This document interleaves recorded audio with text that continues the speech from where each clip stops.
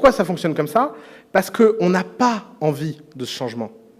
Mais le problème de ce changement, c'est que ce n'est pas une vague, ce n'est pas un gentil séisme, c'est un tsunami.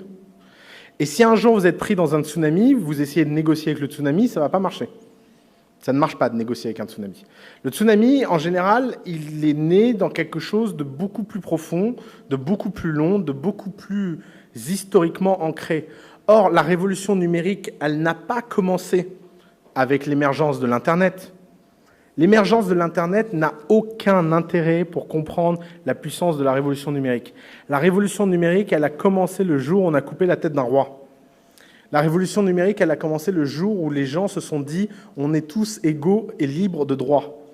La révolution numérique n'est que la dernière étape de la démocratisation de nos sociétés. On vit dans des sociétés démocratiques, et dans ces sociétés démocratiques, on a des avantages et on a des inconvénients. L'avantage, c'est qu'on est tous en quête d'égalité. On est tous en quête d'avoir le meilleur pour le moins cher. On est tous en quête d'avoir toujours plus pour toujours moins. C'est comme ça. On a cette passion consumériste. Alors, il y a des gens qui trouvent ça incroyablement décevant, qui aimeraient que l'humanité ait des valeurs morales beaucoup plus élevées. Peut-être, sans doute, intéressant, mais ça ne concerne aucune réalité qu'on puisse observer.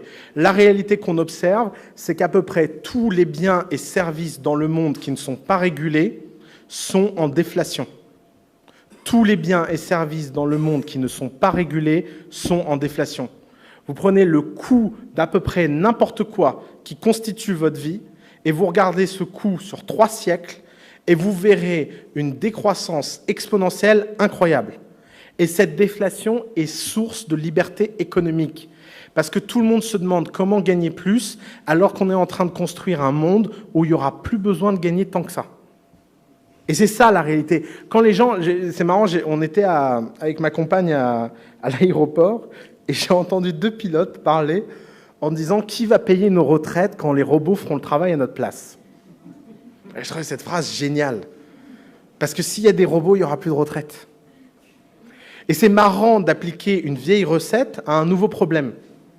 Si vous voyez le monde à travers un prisme qui sont les problèmes de ce monde-là, la retraite, la protection sociale, vous les appliquez dans un monde où à peu près tout est gratuit et rien ne coûte très cher parce que justement il y a eu des gains de productivité hallucinants, et vous dites comment on fait pour préserver ce monde-là dans ce monde-là. Mais ça ne marche pas en fait.